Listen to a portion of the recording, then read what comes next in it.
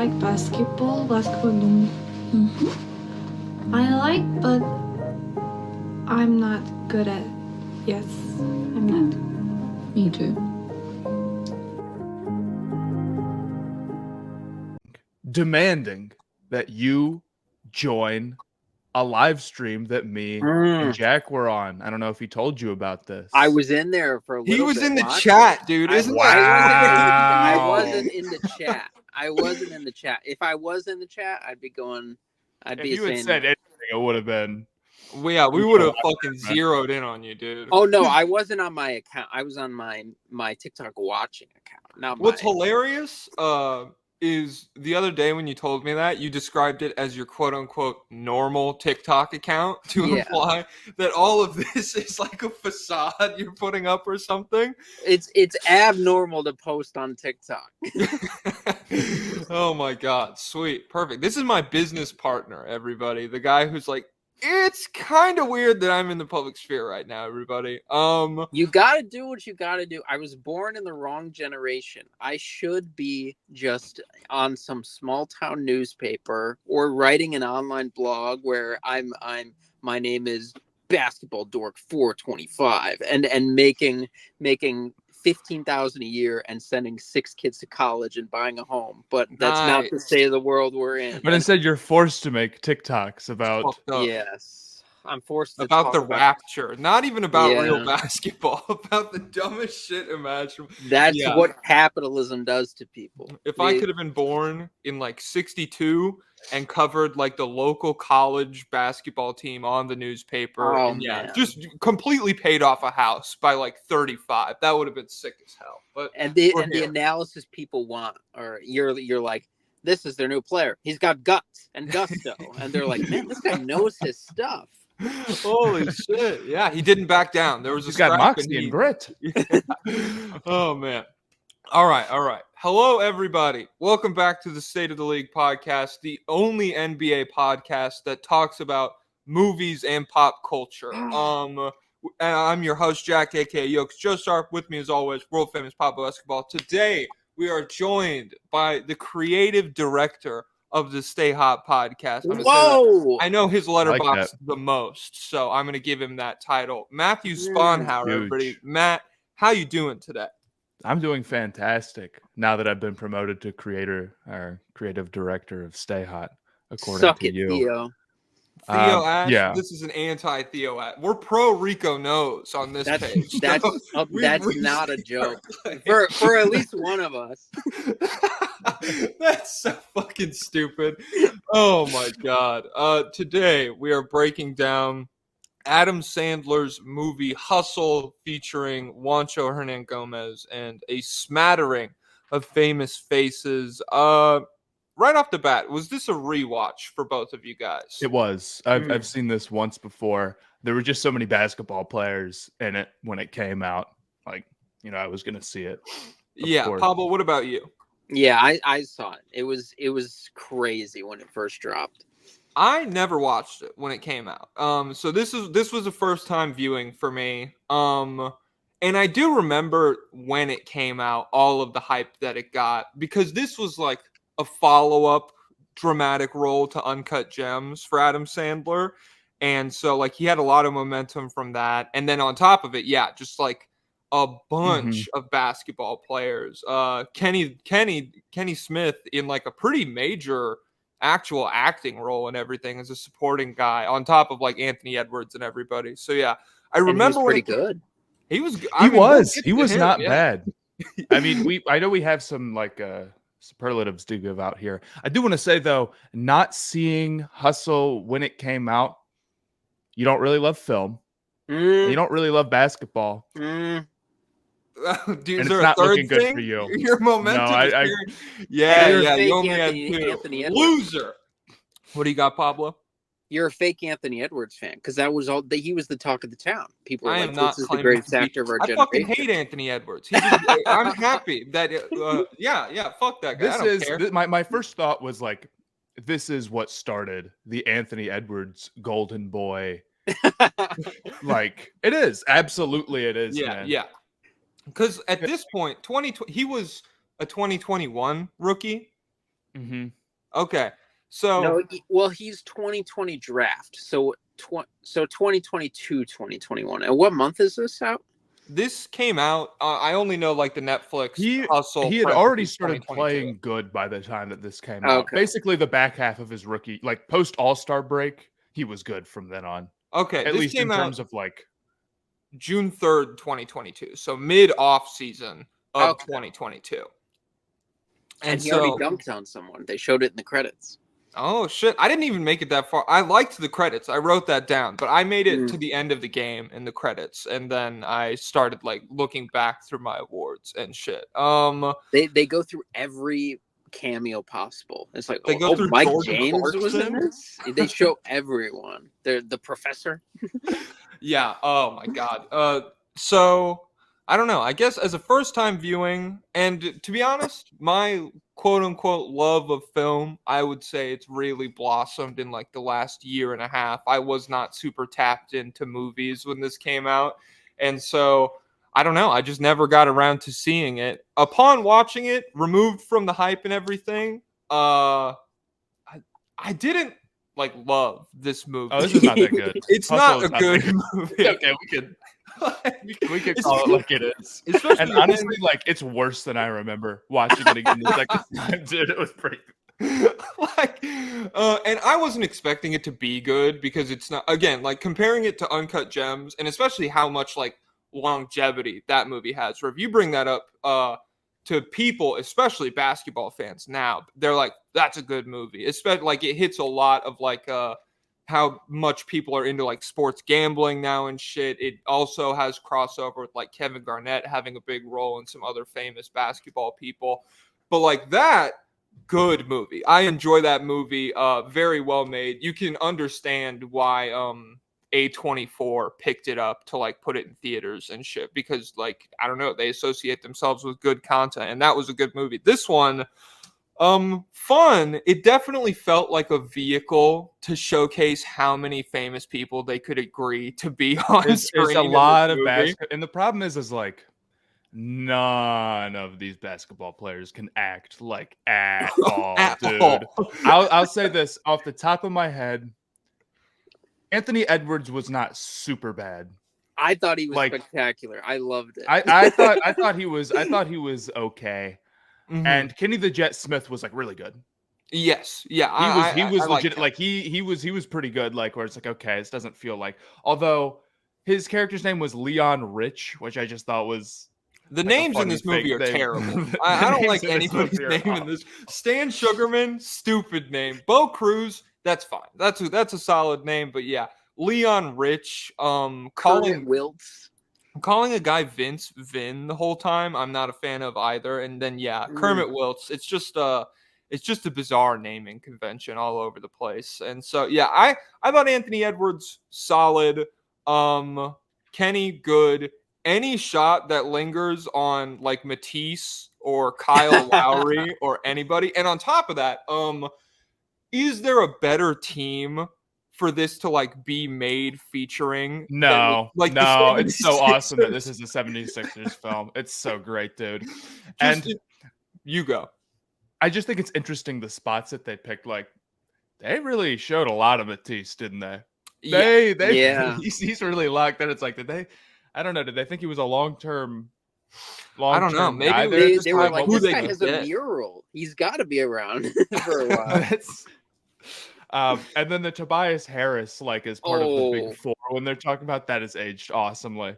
Yeah. Oh my God. If Tobias Harris today went and played on the street against a 22-year-old guy who hasn't played organized basketball since he was 15 and lost or like was played to a stalemate, people would not be like, whoa, that guy's really good. He's matching Tobias Harris. People would be like, I need Tobias Harris dead by tomorrow. I can't believe how bad this guy is. It would be like, Bulls legend. It would be like when Denzel Valentine in the Drew League got fucking chopped up for like 30 points and the game winner by a guy who literally like he went to the camera after the game and he was like, I just got off work at Boost Mobile and you guys should like pick me up for the league and shit. And that was post bubble. That was post like crazy Denzel Valentine airball that the announcers hated and everything. And I feel like that was a moment where, yeah, people were like, it's cool that this guy is like good enough to play this well in the Drew League. This is just a super embarrassing moment for Denzel Valentine. And I feel like, yeah, Tobias Harris today in a very similar spot if he puts up a pickup performance like but that. even worse because he's getting $25 million next year. Yeah, that's true. Like Oh it's not Denzel Valentine, no disrespect. There's just a couple of things that like made it really hard to buy into this movie though, right? Like him getting an invite to the combine because of the BOA challenge, like that's not how. That's like a 2012 understanding of the internet, right? Mm-hmm. And when it comes out in 2020, it's like that's not what sports Twitter would do. They would just be as awful as humanly. They would find the way to spin this into a disaster. Or what would happen is like, dude, this guy, he's getting so much hype, blah, blah, blah, or whatever. And then immediately people would turn on him and be like, he's getting too much hype. This guy actually sucks. Let's be serious. And honestly, like, they'd probably be right. It's just some random guy is going to go be some great NBA player. Like, I don't know. It seems kind of unlikely. The BOA challenge. It's yeah. It's just like, I don't know. First of all, I thought like if somebody put Dr. J in front of a camera and was like, this is my guy, that's getting like 600 likes on Twitter right now. Like I just don't... It's like he doesn't quite have that much pull, really. It's about the dunking. It's not about him as much anymore. So when he's just speaking, when he's just like, I'm Dr. J, this is brought to you by Dr. J, it's not going to get 2 mil. Yeah, no, it doesn't have motion. And then, yeah, like it's literally like you can go to any major city and you can find a guy at a park who can beat pretty much every other guy in the park very soundly. Like that doesn't necessarily make him an NBA player just because nobody can score on him for $50, I guess. Right. That's kind of my thought. I guess when he plays Tobias Harris and he beats Tobias Harris one-on-one, like, okay, that would be pretty cool. And if you were already sort of a prospect, maybe that would make some people open their eyes a little bit, but I have a hard time buying into that as like this is how it would actually go down. And maybe, you know, this is a like maybe a critique where people would respond to it and say it's fun. It's a fun movie. Can't movies be fun anymore? But it's like, I don't know, man. It'd be more fun if they like thought of a clever way or like a more realistic way for him to get back into the combine.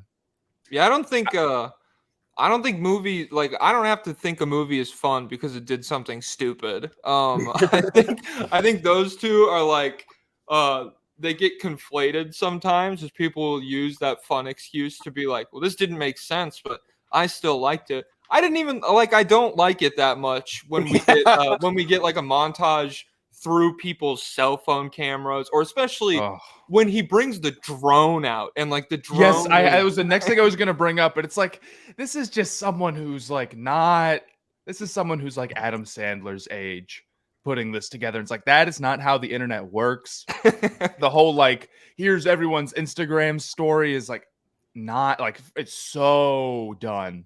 Yeah. And a lot of it is just like, people don't really quite talk like that on the internet. Not all of it, but some of it. And then the drone is hilarious where it's like they're flying and then someone brings out a drone and starts circling around. It's like, yeah, drones were like the thing in like maybe like 2017. Yeah, putting this out in 2022. And then it doesn't like make any sense at all for somebody to pull a drone out here whatsoever. I thought the whole social media aspect of it was tough. Yeah. I love that the guy is just a random guy off the streets who he spotted playing pickup. He brings him to an organized event and he does poorly. And they're like, this guy's not an NBA player. So he's like, you know how I'll get him into the combine? By doing more pickup. This is what the people want to see. Him, this 6'10" guy beating up on random civilians all across Philadelphia. We need him. And then it's funny that they think we would care about the BOA challenge and that the NBA would freak out about the assault charge that happened 5 years ago. Yeah. They would not care at all. Oh my God. Yeah. The idea that like I don't know, that's like a thing that makes people hesitate. Agents are like, oh fuck, a 5-year-old he's got all the tools. Like he is a he's Scottie freak. Pippen mixed with a wolf. Scottie Pippen and a wolf. They had a baby. It's literally him.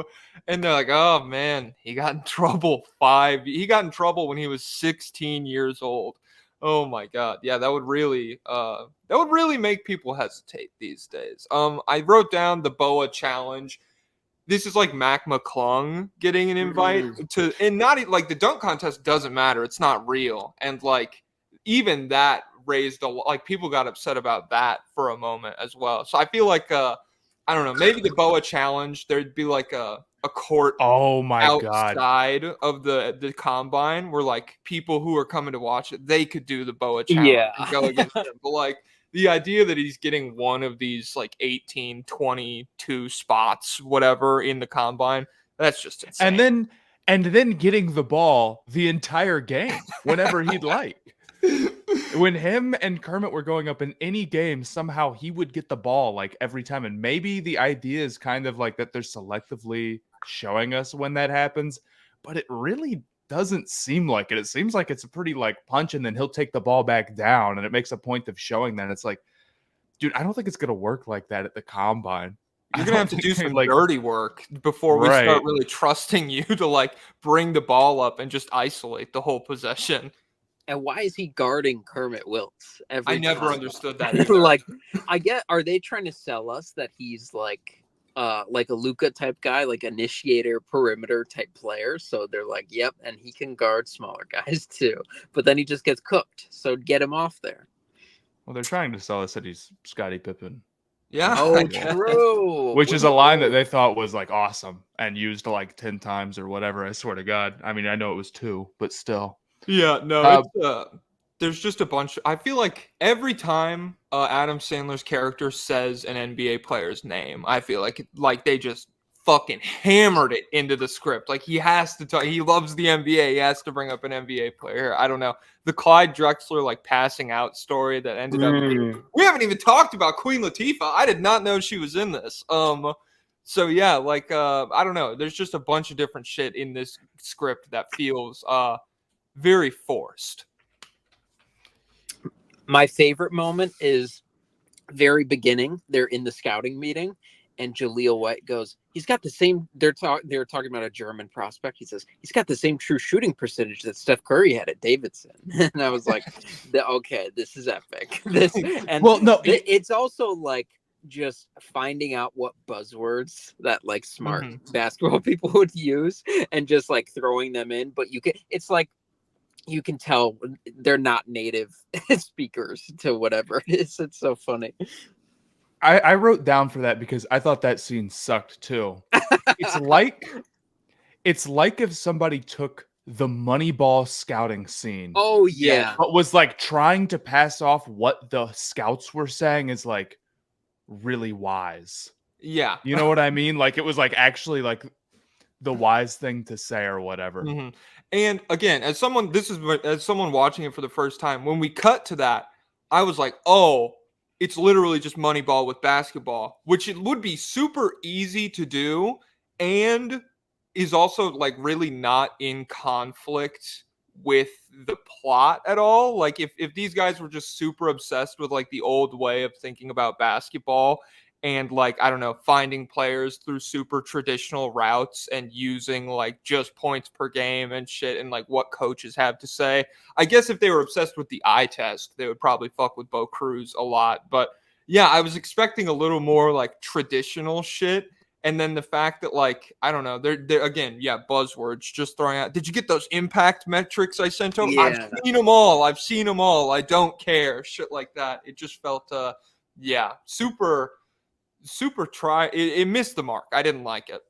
It's kind of like a reverse Moneyball because they're like, oh, we got the analytics model, but Adam Sandler is like, nah, he didn't show up to practice. He didn't play hard. He's right. He it is. along with his teammates. And it would be. Oh, go ahead. My fault. No, it's fine. This is what we do on this podcast. Yeah, we yap over each other. It's perfect. I think it would have been way funnier, and they should have played this for a joke where it's like, okay, So maybe if we're trying to go full, like, make these guys the dumb analytics, like, you should have had him talking about Vorp and D LeBron or whatever. Like, that should have been hilarious, bro. Like, it's the Moneyball influence is crazy because this also happens in Air. Did you see Air, Matt? No, I did not. Well, That's basically, the one about Jordan and the shoes, right? Yeah, the shoes. But Yeah, basically, they have this. They try and do the Brad Pitt thing, where like everyone's an idiot in the room except for Matt Damon. It's man, no one's ever like Moneyball. They obviously, my understanding of baseball is much less. I understand it through Moneyball. That's the only like that's my life. Dude, it got me into baseball, man. I've been hype about baseball since I saw Moneyball for the first Every time. time I watch Reds it, games and shit. Like I watch Moneyball and I'm like, how can you not be romantic about baseball? And then I watch 3 baseball games a year after that. But they do such a good job at making those guys actually look stupid, and it's realistic because that's how baseball people used to think, at least. Mm-hmm. But also, have you seen the F1 trailer for the movie that Brad Pitt's about to be in? I haven't. No. It starts with him talking about F1, and it sounds kind of like Moneyball. He's like, I need this, this, this. And they're like, but it's not safe. And he's like, oh my God. He's like, did I say I needed it to be safe? It's so epic. Damn. Well, I think Aaron Sorkin writing for Moneyball is the only, like, I feel like every time one of these scenes gets attempted, if it's not written by the right guy, it's just going to get fucked up. And like his writing style of like super snappy dialogue and like back and forths and everything, that's super well suited to this kind of thing. And so did Sandler write this?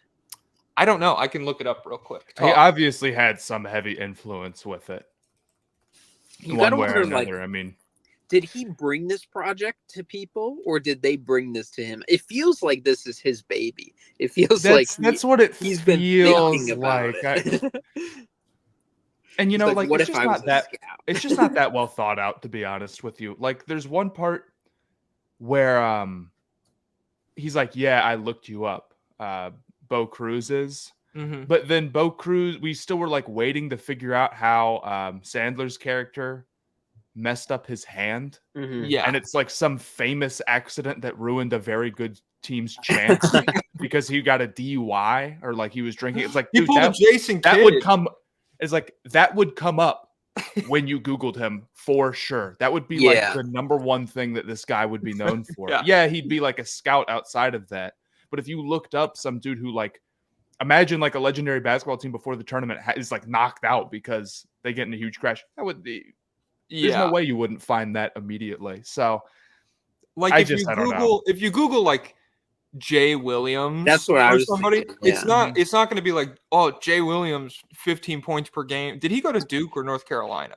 He's Duke. Okay, so it's not going to be like Jay Williams, really good pre-draft season at Duke, like top of the thing. It's going to be like, oh, Jay Williams, yeah, the guy who fucking crashed the motorcycle and is now an announcer and everything. So really great ESPN contributions. This guy is great on Get Up.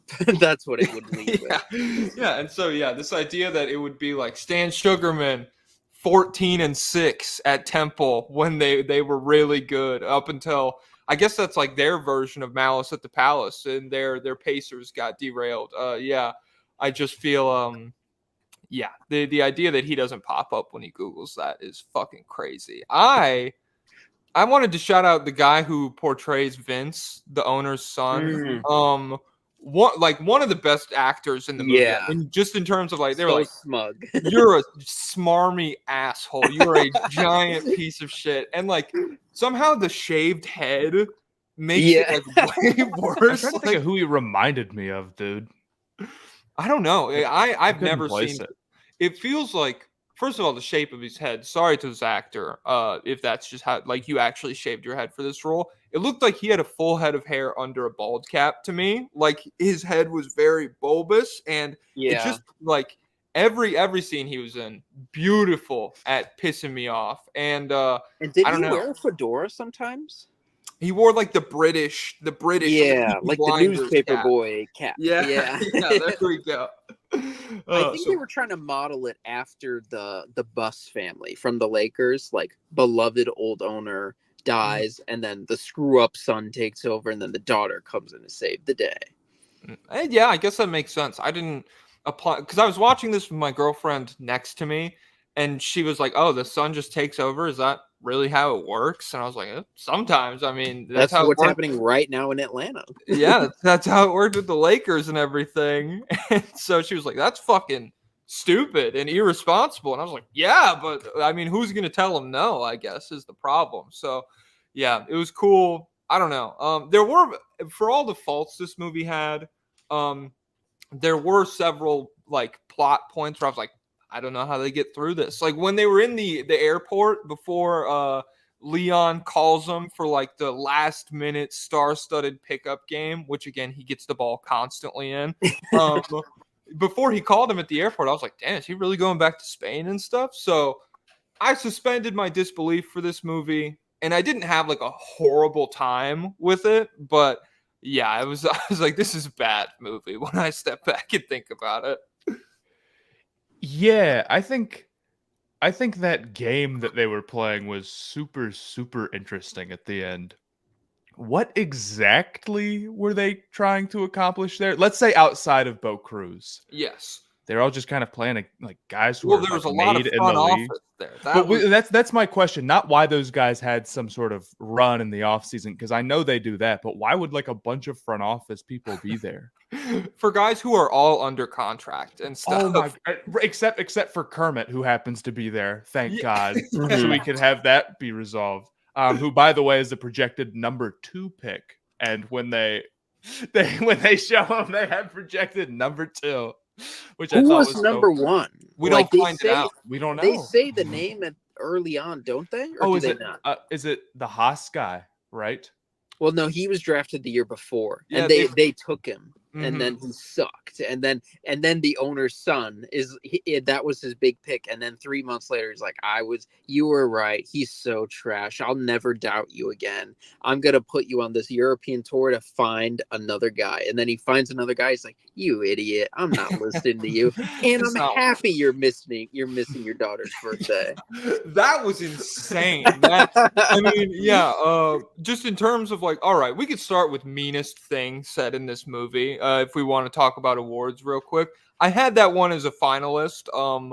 You're gonna like just full on smile on his face. Looks like you're missing your daughter's birthday again. The Sixers will send her something nice. I was like, holy That one was definitely my number 1, because everything else I just felt like fell into like now I'm going into trash talk mode. But that guy had like he didn't need to do that whatsoever. Like he'd already won, was just trying to be a dick just to do it. It's for the love of the game. Is that what is the precursor to him quitting the job? Am I remembering that? Yeah, which totally understandable. And also, I refuse to believe that if he's like this beloved guy in the organization, that literally everyone we see in the movie is like, Stan, what the fuck is up, dude? Then I refuse to believe that even if he is the owner, being like, I fucking hate you and your family sucks and you're a piece of shit, like in front of all of these people who like him, I don't believe they'd just be like, oh, are we getting dinner now? This is crazy. That was weird. I can't believe he quit after that. What a psycho. The player it would make sense with the organization guys, because they're like yes men, and they're like, oh my god, we can't speak out, we're gonna lose our Right, jobs. he's got some henchmen. Yeah, but Kyle Lowry be like, like Matisse was like, see you, dickhead, and then turned around and walked away with the hundreds. Like, damn. Oh my fucking god, Pablo, is that the meanest thing said in this movie for you? Well, that's definitely the pure meanest thing. But I did write down, I love the trash talking quote from Kermit Wiltz, where he's like, when he's talking about bull running, and he said, you're the bull, I'm the motherfucker with the cape running your big dumb ass in circles. That was such a good line. Yeah. And that would, I mean, I would not want to play basketball against Anthony Edwards or Kermit Wiltz. Like they do a good job. I liked the editing when he trash talks, where like all of the sound really fades out and it's just him almost like ASMR into a microphone. Like you suck. Oh my god. I remember after the Boa challenge, he's like, they call you Boa because you swallow everything, right? Yeah. That job, boy. And I was like, holy shit, that is gross. I don't like the way you're talking right now, Kermit. Yeah, It felt like they didn't write that, and they were just like, go out and say whatever. go out and say whatever. Yeah. So I would probably say pure meanest. You're missing your daughter's birthday is fucking insane. I also think it's crazy. I don't know. I guess they've been married for so long that they have a nice rapport. But him walking in the door, being out like on travel for like 6-8 months in Europe or whatever. He's like, I can't eat that whole birthday cake. And his wife is like, looks like you already did. And then the rest of the movie, she's just like, you are so fat. Oh my God. Yes. That's like the number one, like, I don't know what the number one bizarre thing, but it was like so strange that they kept making these fat jokes about Adam Sandler. And like, he's just not that fat in this movie, man. Yeah. He's not that big. And like, a lot of the people around him are like just equally as big, but for some reason, Sandler's the only one that they say this about. Yeah. It's really bizarre. Like, maybe it's like a former player. So like any weight a former player puts on is kind of magnified. Like Charles Barkley, he is big now, straight up. But like even back in the day, like 2004 Charles Barkley, when he was just like a little bit bigger than he was, I feel like people were already starting to be like, damn, he is bulking up. Oh my God. Well, now he's got that miracle Ozempic. That's true. If you do Ozempic and you're open about it, do whatever you want. I like that. But if you're like, I've just been working so hard in the gym. That's why my face looks like this. That's why I have these very specific lines and everything. Yeah, I hate that. That's always stupid. So I think Charles Barkley is pretty open about being on Ozempic, right? He says, I think he's on a different drug, but like same type of thing. Okay, cool. Well, whatever. Good for him at that. He's on Manjaro. That's what it is. Yeah. All right. So I guess that gets us into awards. Who do we feel like won this movie? I feel like there was a lot of winners walking away. It was a feel-good movie, and so I feel like Matt, who was your MVP winner of the movie? My MVP probably Mr. Hernangomez himself. I thought that he was up there with like some of the better acting. There was a few moments where he delivered lines that I thought were particularly funny, or he did a good job with it. When I thought that most of the acting in this movie was like not that great, to be real with you. It's not good. It's no. And that's the problem with having all of these like players, or like here's Doc Rivers, and it's like, not an actor, man. No disrespect. And it's like I'm not trying to hate on these guys, because like if you made a movie and then you just felt like you had to cast like me in it, I would do the exact same thing, and it would be equally as shitty, and we'd have to do 40 takes. Yeah, but yeah. Like, it's still rough to watch. Like, every time it just like comes to a halt. It's like, and here is Trae Young. Nice. And Trae Young is gonna say something or whatever, and it's gonna be kind of stilted and not sound like a real conversation. Yeah. I feel like it's Juancho, and then they see Willie in Spain during the workout, right? I think so. Yeah. Okay. Well, first of all, I was like, okay, so canon. There's just one Hernangomez brother now. That's kind of crazy. But and Kenny Smith is not on Inside the NBA. He's just a different guy. But Inside the NBA still. That's true. I didn't even think about that. Holy That's shit. So funny. That's crazy. Because they do the BOA challenge makes it to Inside the NBA. But it's just Shaq, Ernie, and Chuck. And when has anything like that ever happened? Like, never, dude. Like, if I went sort of dominating pickup, they're not going to be like, the Matthew challenge is going nuts. Give this guy a spot at the combine. Yeah, no. Especially if he's already 22. The idea that Shaq would be like, he's so good. Yeah, and of all people. Yeah, he wouldn't just cut it off at like, this guy's pretty good. He's so good. Stare directly into the camera. Give him a spot at the combine. Like, no, they should have had Shaq be like, that guy sucks. He can't hang. When I was 22, I was leading the league in scoring. So that's what a good 22-year-old looks like. I don't know. It's cool that he's good at the park, though, I guess. What the fuck were we just talking about? Oh yeah, Juancho, good actor. I felt like in terms of every player in this movie, I thought, especially when he sees his daughter again for the first time and jumps into the pool. I was like, that was it felt like a genuine reaction, like he's missed her and everything. But yeah, every other basketball, it just feels like they could have brought in more actors, like legitimate actors, and then kind of pushed all of the NBA cameos slightly further into the background, where we could have just like I would have no problem cutting to a pickup game. And like, if Trae Young is there, I think it's fair to like expect everybody who's turning on Adam Sandler's Hustle to be like, oh shit, that's Trae Young. Like, we don't need to like linger on him. That's literally me. That's my favorite player. Oh my God, it's Trae Young. Me, when Aaron Gordon shows up, I'm like, yeah. Aaron Gordon. Yeah, it's also like Trae Young is probably the only, like, if we're going strictly off talent merit, probably the only guy to like actually deserve to be in a movie, him and Anthony Edwards. But then like, once you're dipping into the Matisse Thybulle, Jordan Clarkson bag, it's like, oh, Boban. you're just taking whoever. Boban. He's a great actor. Yeah. And I thought that bit was funny too. That was a good one where he's like, "This is my 12-year-old son. I'm 22." I would say that, and my MVP, I wrote down, or like just the winner, I wrote down Bo Cruz, no longer living in poverty, no longer working construction. Oh, by the way, those Spanish slums. So they do that whole scene like walking through the seedy alley, like next to, there's people on the porch, and there's all this stuff like following him all the way to get home. And I don't know if you're supposed to feel bad for him, but my thought is, man, the Spanish slums, they're better than where I live right now. Well, maybe not me specifically, but I'd rather live there. Well, I mean, I'm sure there are parts of Philadelphia that we could have had him walk through and be like, "This is oh my God, this is crazy." Very true.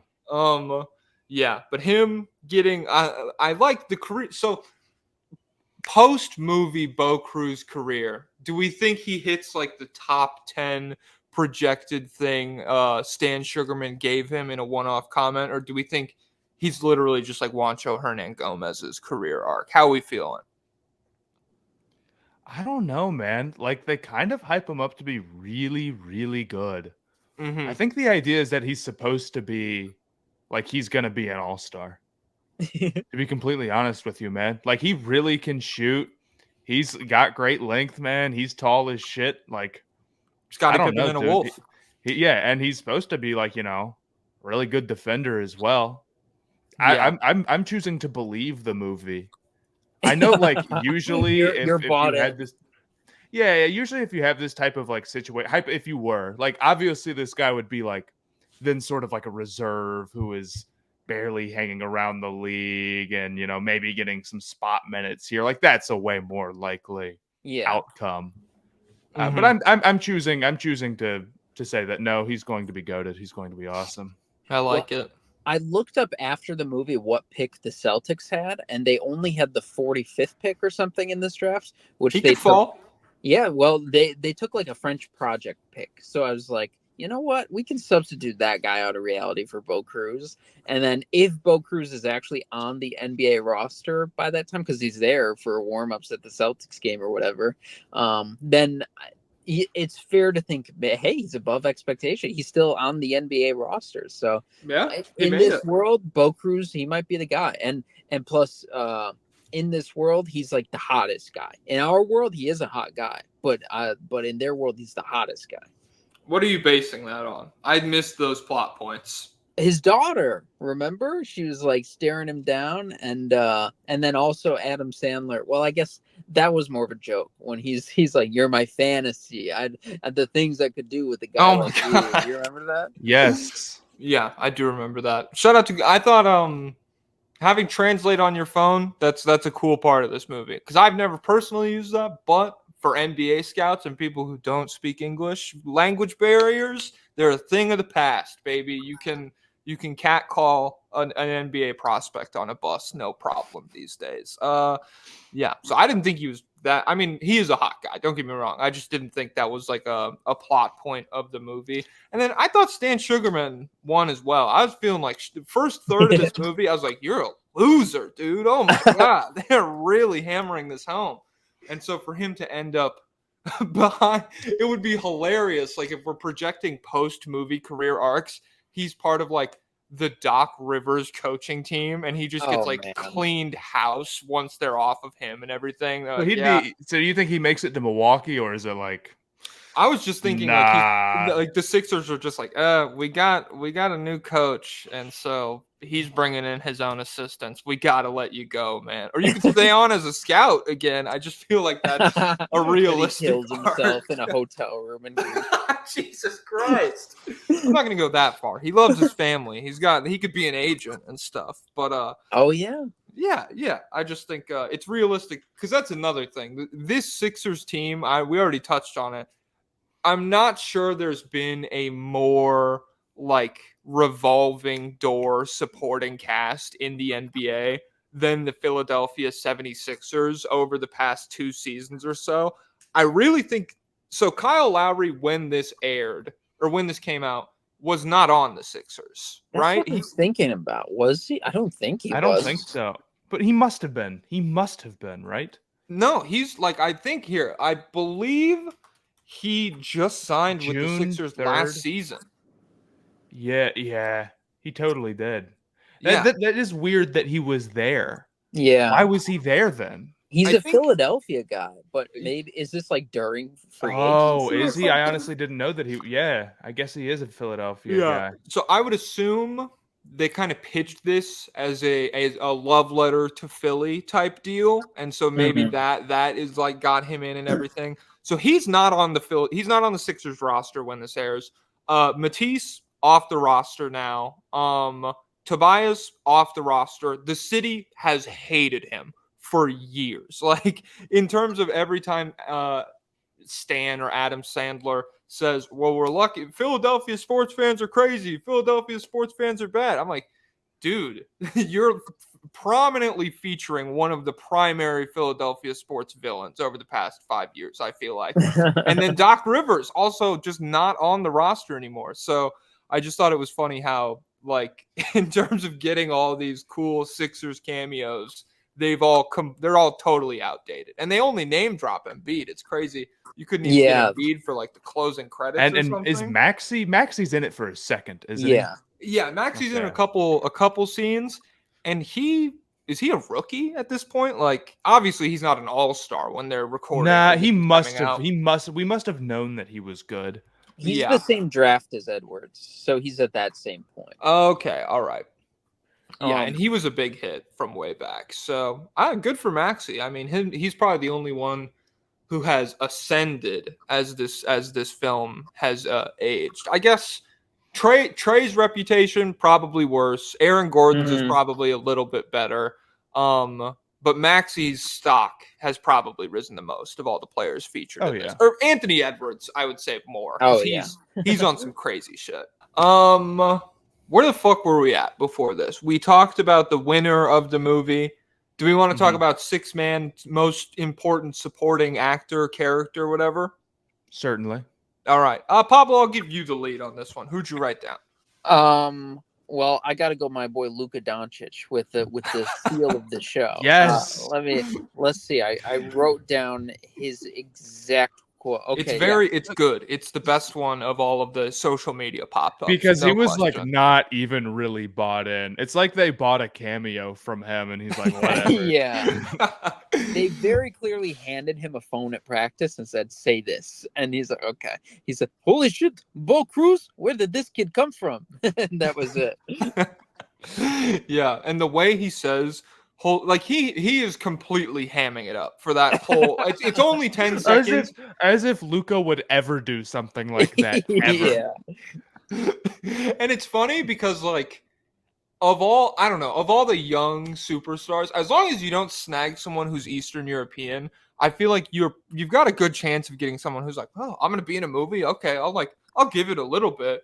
But like, yeah, giving Luka the phone, it just the fact, holy shit, like with his cute eyes bulging out of his head. I loved that one. I rewinded the movie to watch it again because I was like, that was so fucking stupid. Oh, man. The whole time as I'm watching, I'm trying to think. It's like, okay, how could we get LeBron in this? Like, what role should he have played? Did he really? God. Yeah, it said at the beginning, he didn't produced by LeBron and Maverick Carter.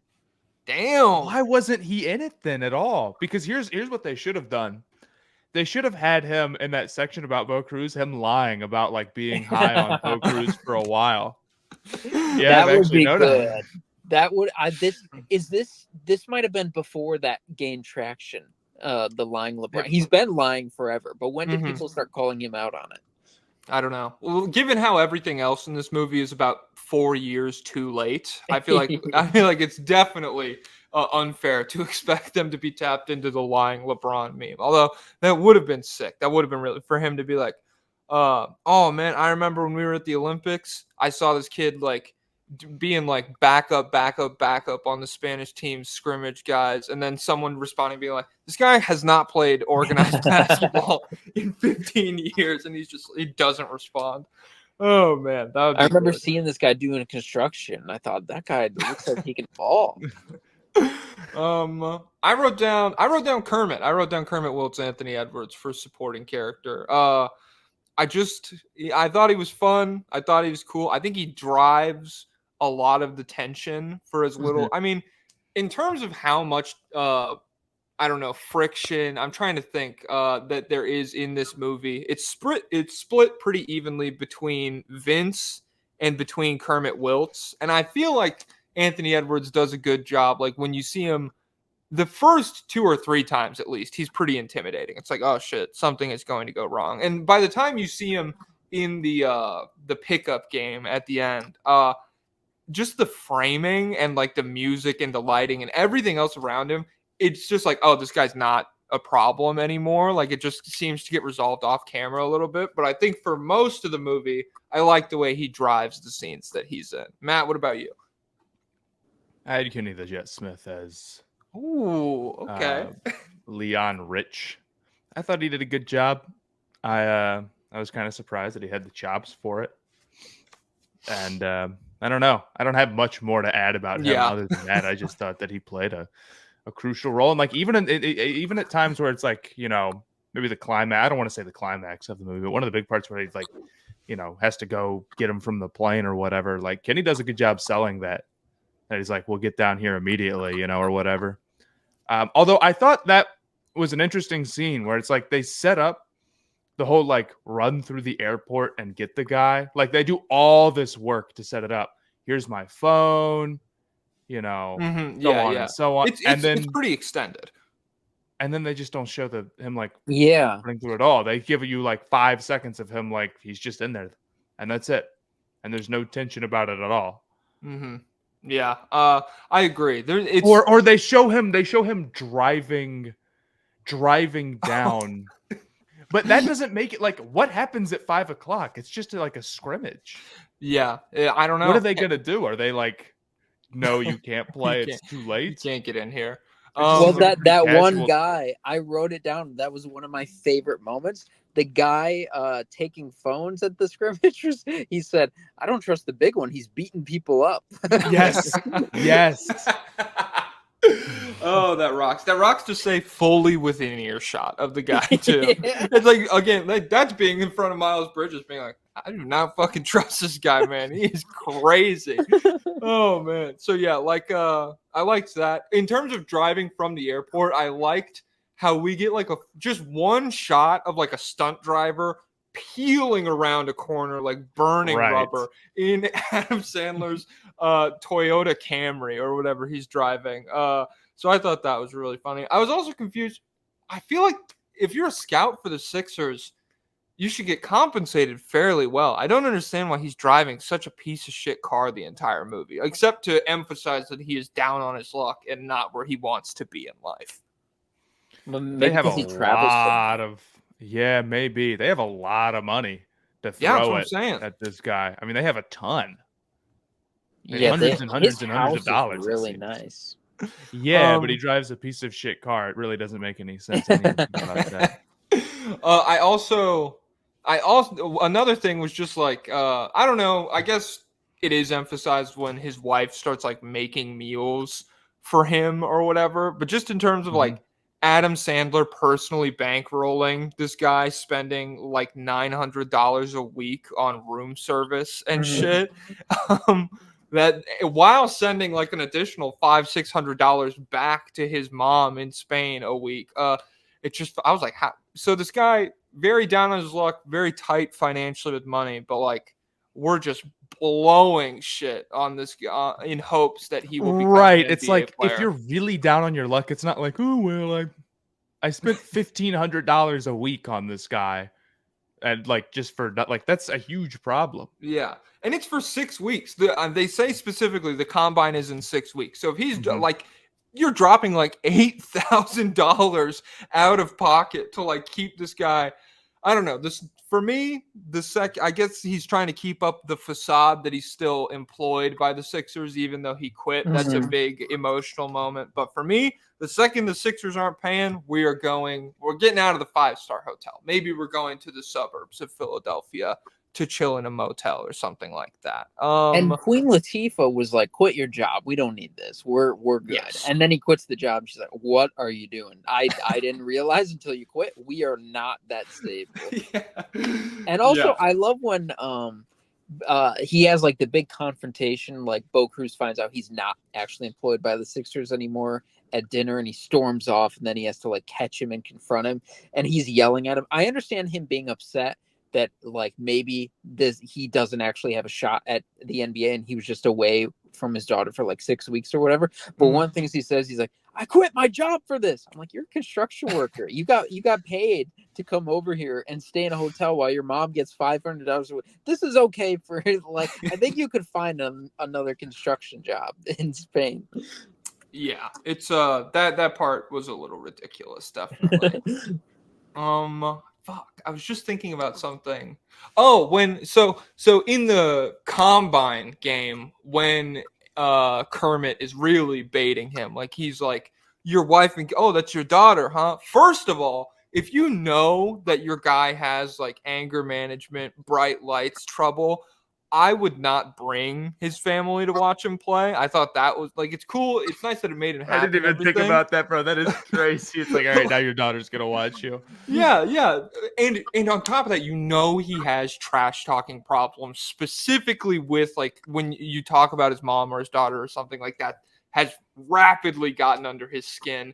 So yeah, I don't know why that feels like setting him up for failure. And then with the idea that like his entire career is staked on the success of this player, the fact that he sees the situation boiling over, he knows that Bo Cruz is going to take a swing at him or something.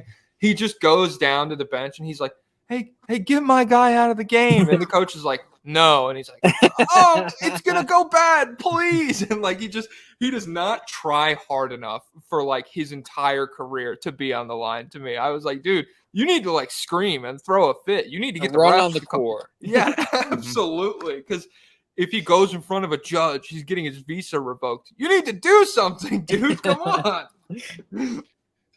Yeah, unfortunately, he's out there for the entire game in the combine, and he's going to be handling the ball every time, and he's going to be point of attack defender for Anthony Edwards every single time, because Anthony Edwards is also going to have the ball every single time, and everybody else is going to just like space out, just chill. Yeah. And that's another thing that feels like bad writing, I guess, is we just watched White Men Can't Jump. And the basketball in that movie, the one like the old one with Woody Harrelson, we all thought it was like a pretty strong point of the movie, even though it's like very different pickup basketball versus NBA basketball. They do a good job of making it feel like a real game, like everybody knows what they're doing and everything. This feels like a completely fictional setup where like we don't see anybody set a screen. There's maybe like 2 rebounds involved with the whole thing.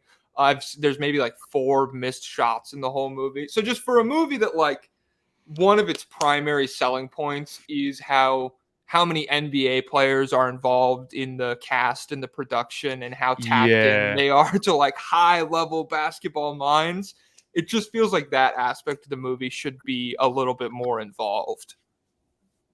Yeah, I agree pretty strongly. All right. So that's 6 man.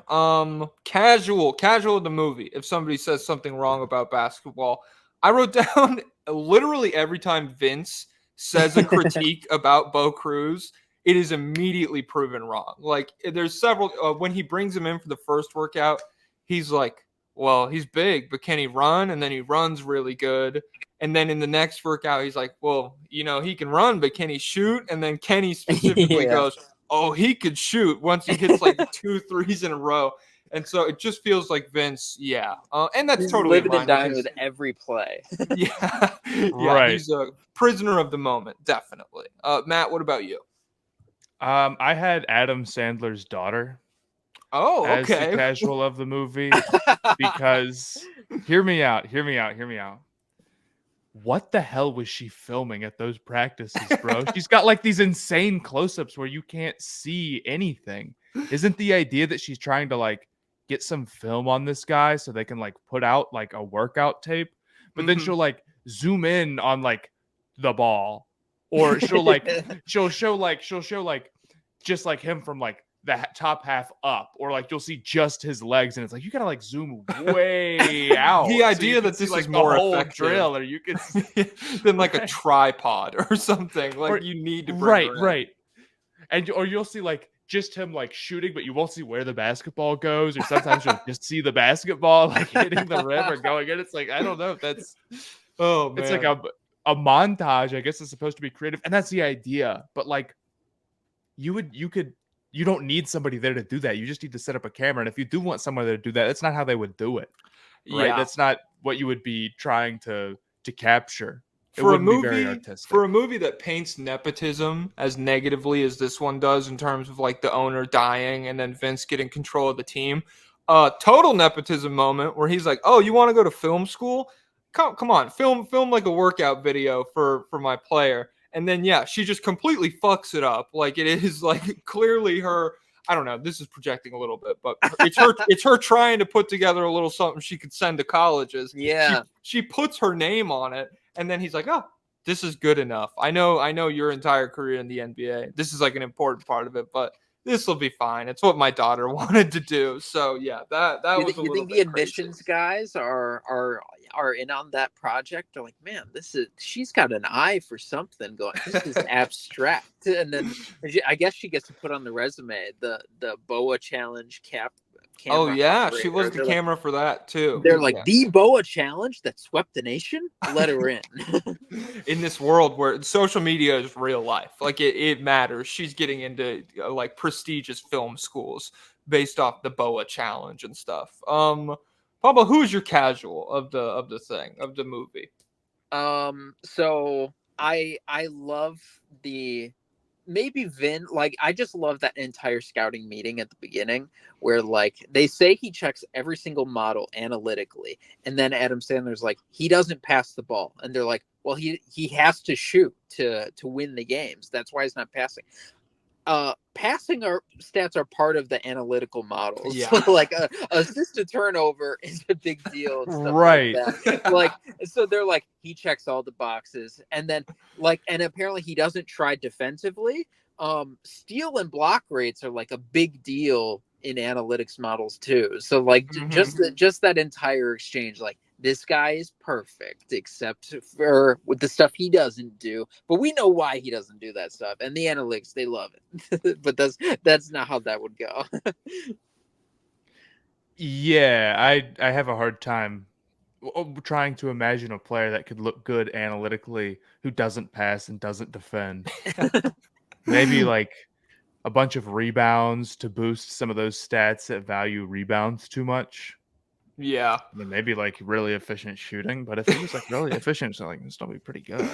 Yeah. It's just if you don't pass and you don't play defense and you're taking like bad shots all game, and I guess I looked up Steph Curry's Davidson career true shooting. It's 62%. And so I guess if you're efficient doing only that in a professional league, I guess that's impressive as a scoring feat. But they talk about that guy like he's trash 3 months later, so it didn't work out. And I like how they know immediately. Yeah. They draft him, and then you're right. Like 3 months start? later, they're like, he's fucking awful. And what's funnier is like it's not like an outside voice being like he's bad. It is the guy who like it was his passion project decision to take Haas at whatever pick they have. And like a month into the season max, he's like, that fuck up's on me. Just it's a complete we are completely sunk on that project. There is no way he pans out. So yeah, I need you to get back out there and find me another one of those guys that I won't listen to you about. That rocks. Yeah, Ben rocks. I love the character in terms of like guys you love to hate, in terms of just like straight up cartoonish assholes.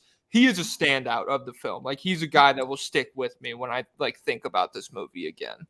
And after 1 year, he's like, I'm out. Sorry, guys, I messed up. I'm done being in control of this team. How long was Magic Johnson president of the Lakers for? Maybe In 2. totality? I don't know. Maybe 2 there at the end, or 3. I think the idea of what was like supposed to happen is that people get so mad about the Boa stuff. That Right? they could have had him as like a free agent, but instead he went in the draft and they're like, how'd you miss out on this guy? Yeah, but I guess Boa wouldn't have been proven at that point, you know? So it's like, why would people be that stirred up?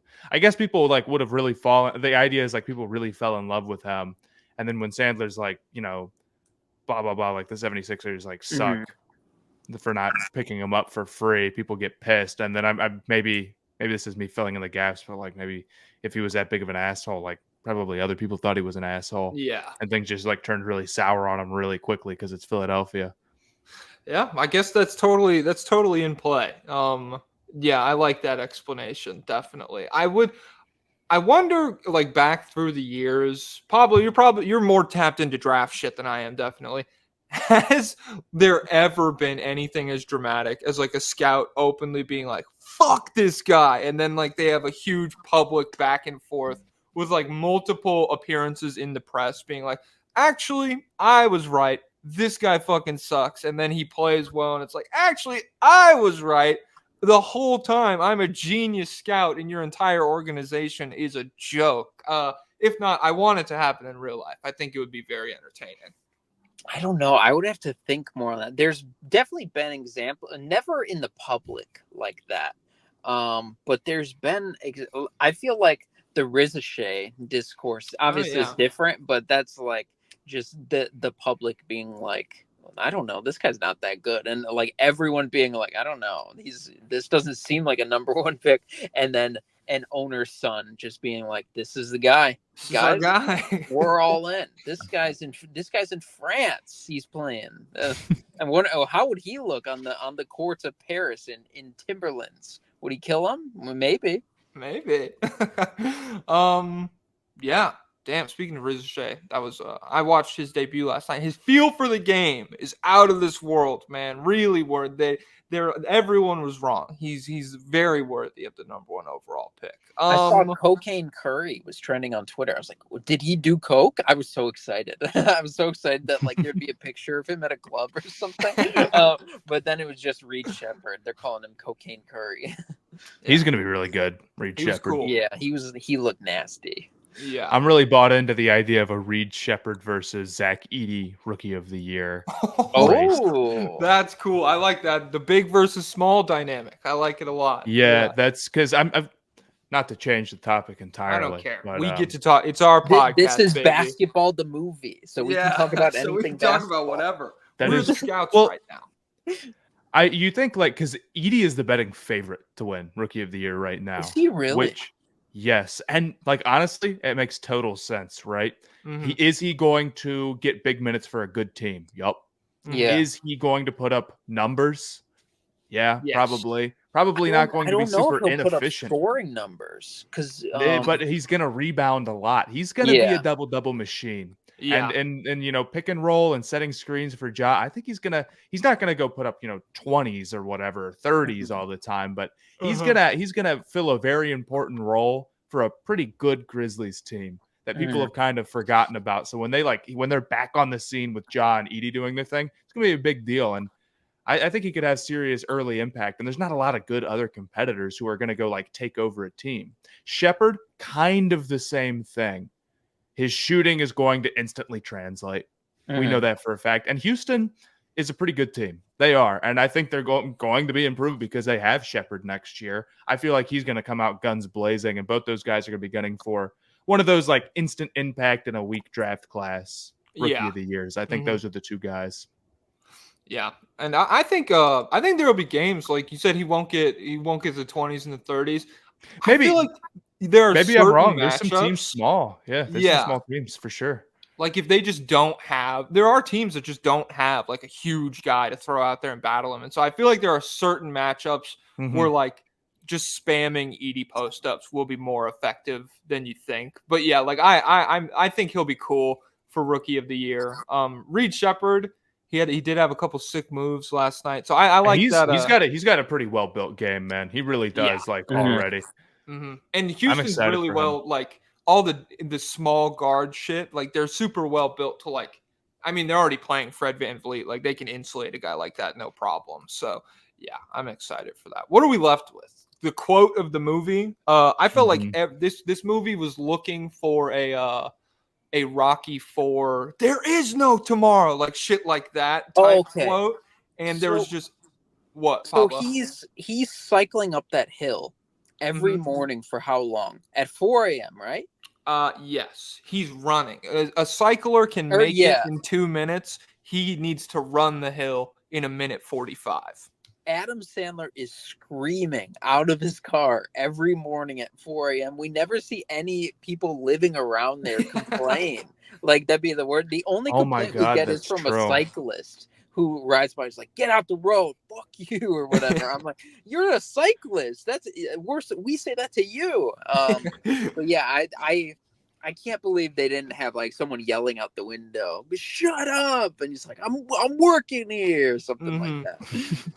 Yeah. And they should have said, I'm working here. That would have been the classic quote. Oh, I'm working here. Yeah. Está trabajando. Like the way I feel like they tried to imply it a little bit more. But like there definitely was room here for an arc where he shows up to Philly completely unknown and the city kind of adopts him through just like like him being out, like being in the parks all the time, doing all that work, like generally popularizing the city of Philadelphia on a more national scale. And it wasn't there. And I feel like that's a spot yelling out the window totally could have worked where like by the end of it, when he's running it in 1:45, people are out the window, go Bo! Yeah, woo! Oh my God. Vamonos. I think so the two quotes I wrote down were, what was it? It's you against you, and they can't kill you if you're already dead. I don't like either of these, but they did feel like ones that in the script, like in the read through of the script at the table, like they would give it a dramatic pause when they read those. Like, oh, we're cooking with something here. Even though it's like they had a little moment where it's like it got through to him. He was like, yep, that makes me sense. Against me. Whoa. Yeah, I didn't write any down because it felt like every possible thing you could write down as a quote, they wanted you to be like, and here's our quote. Here's our quote. Yeah, it's terrible. The writing in the movie is not good. Unfortunately, no, it's not really. So I'm sorry to be lame. They can't kill you if you're. It felt just like a lot of like Sandler sort of. I'm not a big Adam Sandler guy in general. I'm not either, really. I like Adam Sandler and like Happy Gilmore. I like young Adam Sandler and stuff like that, but I also like him in Grown Ups. I guess I'm like pretty pro Adam Sandler. Okay, generally. you're Sandler pilled. Yeah, but makes me think you're dumb, though. Like he's not good enough to be he's not good enough to like carry this movie. You would like hanging out with him and Rob Schneider? You'd have fun? No, don't put Rob Schneider on me, okay? Those are two separate people. If Adam Sandler was like, come to the park, I'd be like, okay, sweet. Rob Schneider's here. I'm busy. I'm not pulling up. What if Drew Barrymore's there? I don't have hard feelings about Drew Barrymore. Do you? She's a little touchy-feely. When she would greet you, she'd be out like hand on shoulder. Oh, right. I was trying to think of what she did. Yeah. Is that like a thing? She would like grab... Well, she has an interview show, and she just gets too close to people on the couch. like she had an interview with Kamala Harris where she's like rubbing up on her, and she's like, "The country needs a mamala," you know? Oh my God! And she's just she's kind of crazy. Oh, but the thing that she did that people got mad at her for was during the strike. She's like, "We're actually coming back," and then like 2 days later, the strike ended, and so she just looked horrible. Yeah, for no benefit either. That's insane. My quote of the movie is when they're at the dinner table with Bo Cruz's mom. They're talking about his dad, and they make it sound like he died. And then the mom is like, "Oh no, he's not lost. He moved to Portugal with a whore." I just thought that was so funny. Yeah, there were a couple of moments like that. They got a smile out of me. I won't lie.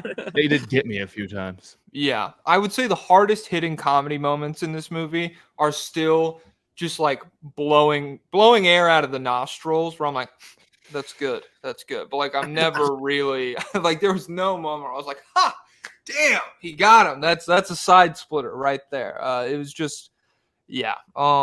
This movie, I don't know what it's trying to be, and it also doesn't land on like cult fun level status for me, so it just exists in a very strange limbo. It's a little bit corporate with all the NBA players for it to be that cult. You know what I mean? Mm-hmm. Yeah. It'll be like a fun fact thing in like 15 years. People will they'll rediscover it. They'll be like, Anthony Edwards was in a movie. And then they'll be like, Matisse, Tobias, what are you guys doing here? Is that the guy who didn't make the Australian national team? Oh man, that's funny. One thing we forgot to talk about is what are they trying to do with the whole juxtaposition where Adam Sandler eats junk food all the time, like he's overseas getting Burger King and stuff like that, and then Bo Cruz is ordering like nice fancy food, but he only takes one bite?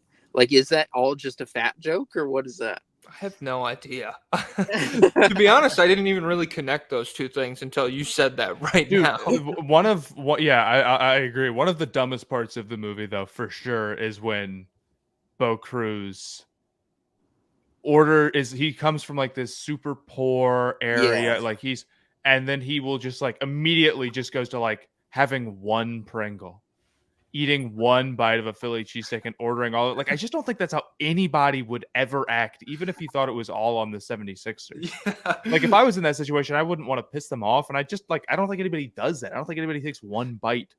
Yeah, it's very much like what American Adam Sandler thinks eating as a European is like. They stay skinny. Oh my god, that is totally what it is. That's funny. Yeah, dude. Because I was gonna say it's like a zag normally, where I feel like in most other movies, just regardless, when somebody comes from a different culture to America, they are immediate, especially if it's like a poor person, they're like grabbing someone's half sandwich out of the garbage or something and being like, this is still good. This is like, what do you mean? So like to come from, again, like the slums of Spain or whatever, to just immediately pivot to an extremely wasteful lifestyle, just complete gluttony. That's insane. I don't, I'm on. And the only point that was in there is because they needed him to be wasteful so that he could run up a big tab, so it could be a problem for Adam Sandler. That's true. Yeah, definitely. Yeah, just another thing. The writing, the whole screenplay, not particularly strong here. And even like, I'm willing to forgive it if I had fun. I had a certain amount of fun. I would say I had like 60% fun, but it's not like a roller coaster ride the entire time. Where I'm just like, woo, this is so silly. I get to see all my favorite players and stuff. Oh my god. Were you like what's his name? Yeah, DiCaprio in Once Upon a Time in Hollywood. Were you pointing at the screen whenever there's someone you knew? No, because it's Matisse and Tobias. It's guys. it's no, like literally until the third act. When Kenny showed up and they called him Leon, I was like, oh, Kenny's not playing himself. Okay, so that's different. But beyond that, there was nobody here that I was like just shocked that they were able to swing for this movie. Yeah, I feel like I felt relatively similar. I won't lie. Who would you have had if you guys could have picked the NBA players? Oh, I don't know. I fuck with like Aaron you're making Gordon. A movie, you got to get some guys in there. It's the same type of stuff where it's just like the whole entire point of having them is like, whoa, Trae Young is there. Oh my god! Like that's basically what you're like. Who are you getting? Who would you put, Matt? Do you have any? I mean, obviously, LeBron, I get LaMelo. Probably. I think Bron. I'd have Bronny in there too. That would be fun. I think I'd have Jokic. I think people would, I don't want to go with all like the mega stars, but I think people would enjoy seeing and Jokic he's a in good something actor like this. based off the And he's like really good, and it's moving. To be completely honest with you, and his he's hotels.com commercials. He's and really seriously considered for some awards. Like it's kind of a new layer, and he falls in love with it. Oh, that'd be sick, dude. Hell yeah. But the problem is that like he's still 7 feet tall, so he doesn't fit naturally into almost any role, and it really ruins what could be a great career because he has the talent for it. Yeah. Who is the best just like super tall actor? I can Google tallest actors and we can find this out. Was the Chewbacca guy in other stuff? I don't think so. How tall was the Chewbacca guy? He was tall as shit. Okay, so Jeff Goldblum 6'4". It looks like most of these guys cap out at around 6'4". There's a couple that like I know from extremely niche roles. Like, have you guys seen Vin Diesel's classic The Pacifier? Oh yes, but I don't remember it very well.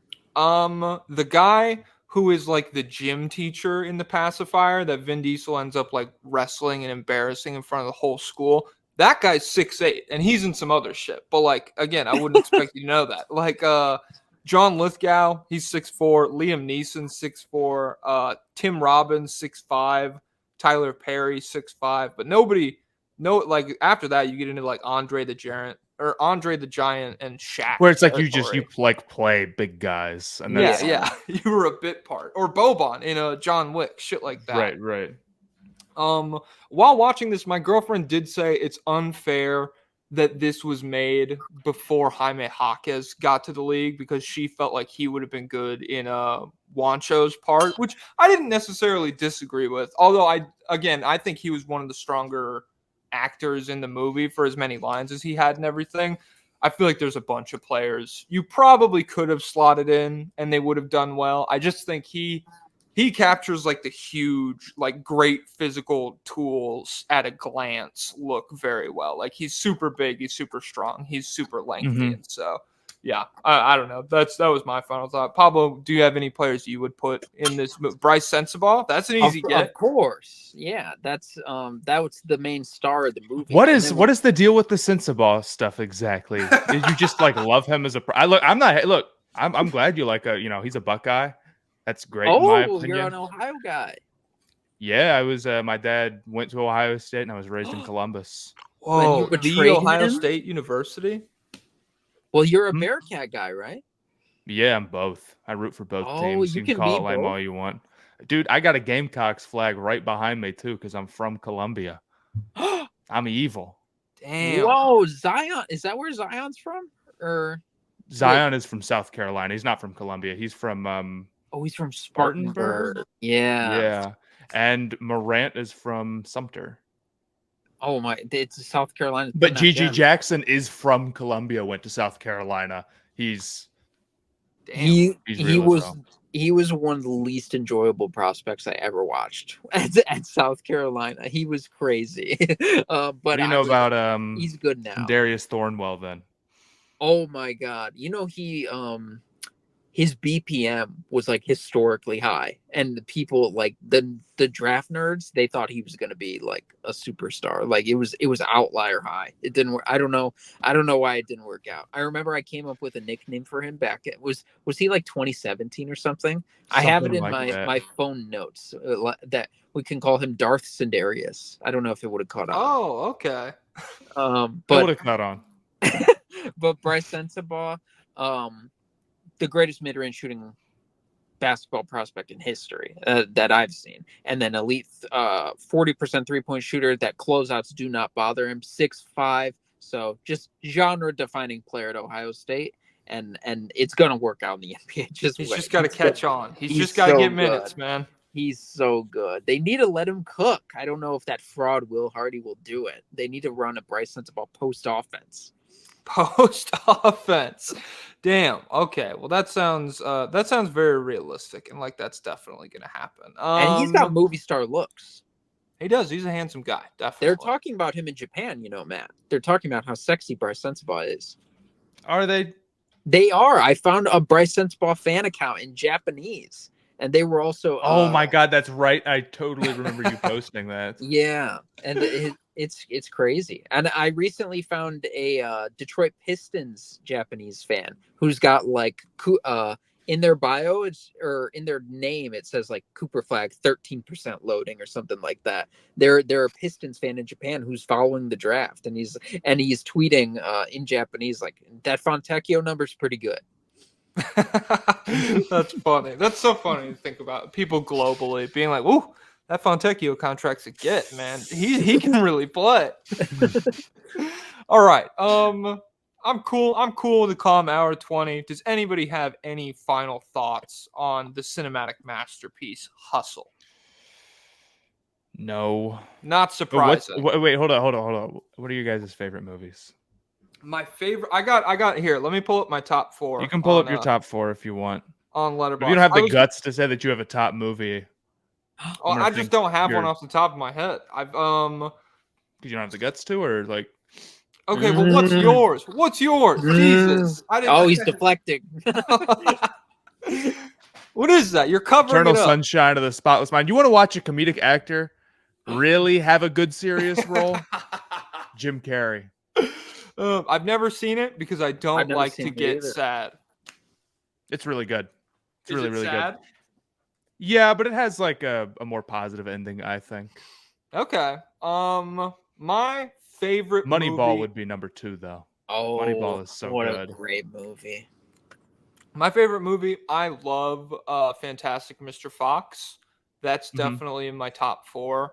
And beyond that, I don't know. I'm trying to think of the movie I've probably rewatched the most times. Moneyball would be up. Oh, Zodiac. Zodiac is probably up there for me as well. I've never seen it.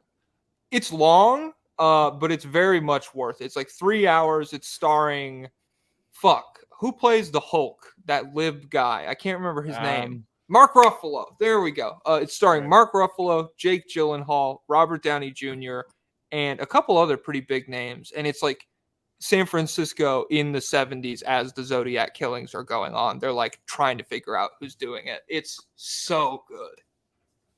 Have you seen Memories of Murder? No. You've recommended it to me before. I know that's supposed to be a classic. That's one of my top movies ever. It's like Zodiac, but there's more action. It's, oh my God, it's so good. Bong Joon-ho. That's one of mine. Moneyball's up there, but I'm not a big movie guy in general. I only watch movies in theaters and with my friends. I don't watch too many movies on my own. Moneyball is the greatest movie to watch with your friends, dude. That shit has me crying every single time I watch it. It is so funny. Everything they say in that is so funny, so quotable. And you catch more when you watch Moneyball. Like fourth time viewing of Moneyball, I'm still catching like quips because it's just so fast and everything. And so, yeah, I like Moneyball a lot. That's very good. Have you ever seen Nightcrawler with Jake Gyllenhaal? Now I'm going through like Jake Gyllenhaal movies. I like that one a lot. I've rewatched that one several times. That's a good one. I'm a big Silence of the Lambs guy. Oh, are you going to see Longlegs? I am going to see that. The theater was too full, so I didn't go this weekend. I got to wait till the people are gone. New place I'm moving into is within walking distance of a theater. The whole game changes here in a couple days for me. Are you an AMC A-list member? I'm going to be because it's nice. Walk to an AMC. When I moved within walking distance to an AMC. That's when my movie shit like went through the roof, and so. Yeah, that'll be a game changer. Damn, maybe you'll have to. You go. Oh, I'm actually just so pumped to get out of my current place and move. Yeah, and get into like this new like super walkable spot, man. I'm totally hypo. What were you gonna say? Oh, I was gonna say maybe last year Carson from Nerd Session did an Oscars pod. And maybe you could come on this year. I want to do it again. It was super fun. And so like we like watched all of the big nominees for the Oscars and like we broke down what we thought. And it was cool. There was a lot of good movies for it last year. Yeah, no, I'd be down to. I was just on there doing a trivia. Yeah, did you do well? One Our person. trivia, somebody's connection was a little spotty during our trivia. Oh, we had to one of the completely. two of us. It's up in the air.